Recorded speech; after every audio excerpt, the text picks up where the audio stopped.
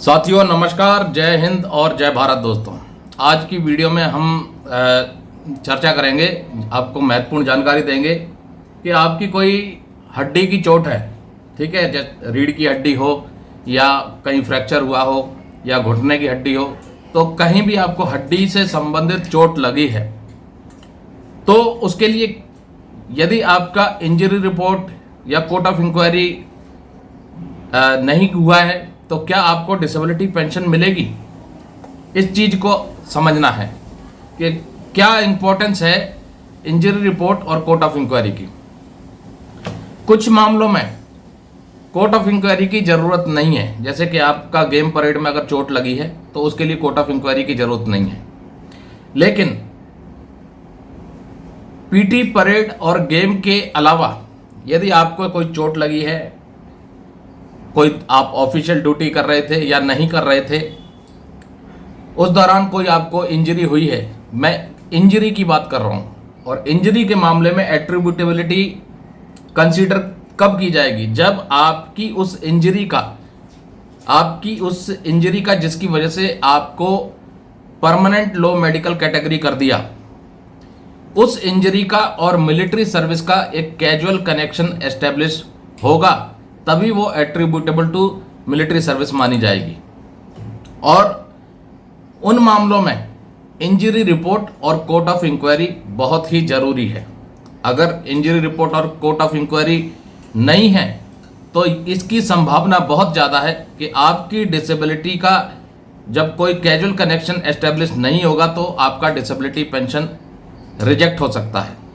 और ऐसा ही एक केस सामने आया है, एक बंदे का PIVD L5S1 था, स्पॉन्डिलाइसिस LV5 ICD का जो डायग्नोस है वो है lumbar and other intervertebral disc disorder with radiculopathy.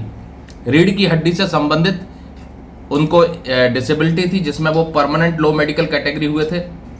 और जो रिजेक्शन का रीजन दिया है वो भी मैं आपको दिखाऊंगा कि किस कारण से रिजेक्शन का रीजन दिया है। तो इसलिए जागरूक होना बहुत ज़रूरी है। अगर आपका कोई इंजरी हुई है और ज़रूरी है कि इंजरी रिपोर्ट या कोर्ट ऑफ इंक्वायरी, तो पक्का उस चीज़ को चेक करवा लें। तो साथियों, आप देख सकते हैं ये एक बंदे का रिजेक्शन लेटर आया था, इसकी पर्सनल डिटेल हमने हाइड की हुई है। इसकी जो नेचर ऑफ इम्पेयरमेंट था, इसकी जो डिसेबिलिटी थी वो थी PIVD L5S1 LSTV spondylosis LV5, और जो ICD डायग्नोस है वो है lumbar and other intervertebral disc disorder with radiculopathy. ठीक है, ये इसकी डिसेबिलिटी थी और ये डिसेबिलिटी एलिजिबल है डिसेबिलिटी पेंशन के लिए। लेकिन इसकी डिसेबिलिटी को यहाँ आप देखेंगे तो neither attributable to nor aggravated by military service consider किया गया, यानी नाना केस कर दिया गया है। मतलब कि ये जो डिसेबिलिटी है PIVD L5S1, ये जो डिसेबिलिटी है ये ना तो फौज की वजह से हुई है और ना ही फौज की वजह से ये डिसेबिलिटी बढ़ी है, इसलिए इसको नाना कर दिया है। असेसमेंट की बात करें तो 10% फॉर लाइफ दिया था, 10% फॉर लाइफ। अब यहाँ रीजन देखेंगे तो रीजन इन्होंने दिया है as per para 51 chapter 6 of GMO 2023, attributability is to be only considered if there is an established causal and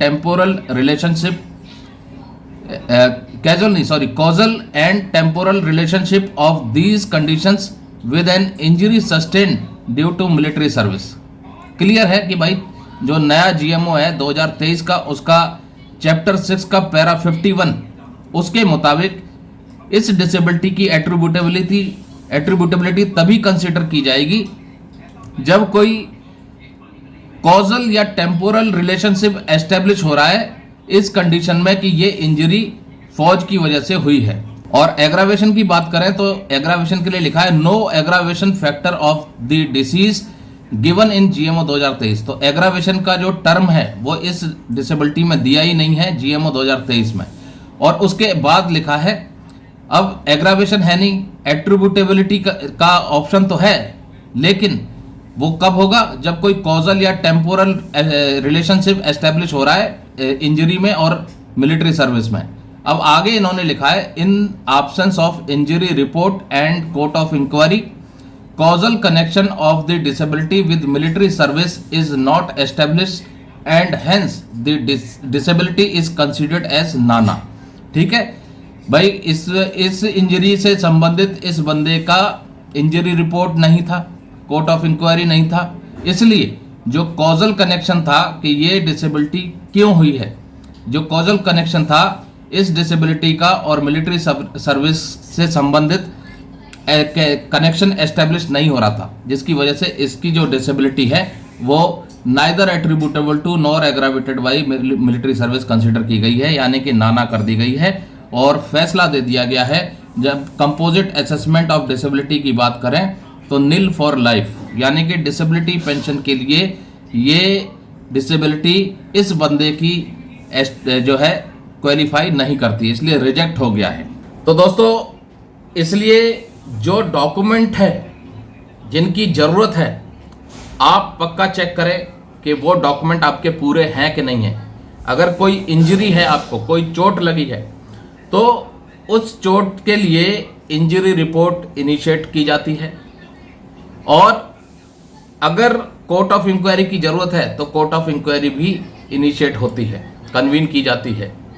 तो कोर्ट ऑफ इंक्वायरी और इंजरी रिपोर्ट के ना होने की वजह से इस बंदे की डिसेबिलिटी का कॉजल कनेक्शन एस्टेब्लिश नहीं हो रहा था कि ये जो डिसेबिलिटी इसको हुई है ये मिलिट्री सर्विस की वजह से हुई है।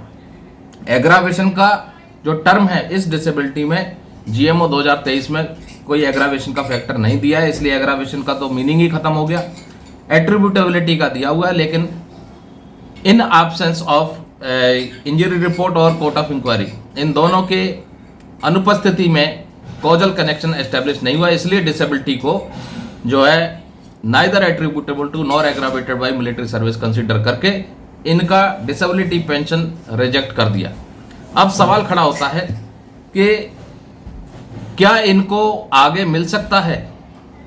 जी हाँ दोस्तों, बिल्कुल मिल सकता है, लेकिन उसके लिए इनको अब लीगल तरीके से चलना पड़ेगा। पहले अपील डालनी पड़ेगी, अपील रिजेक्ट होती है तो फिर इनको पक्का केस फाइल करना पड़ेगा कोर्ट ऑफ लॉ में। अब अपील जब डालेंगे तो कई महत्वपूर्ण पॉइंट्स को इनको रखना पड़ेगा कि क्यों इनको मिलना चाहिए। अगर मैं गहराई से समझाने लग जाऊं तो वीडियो बहुत लंबी हो जाएगी। आप इस मामले पे संपर्क करना चाहते हैं जानकारी के लिए तो ये हमारा नंबर है, आप हमसे संपर्क कर सकते हैं। नमस्कार, जय हिंद, जय भारत दोस्तों।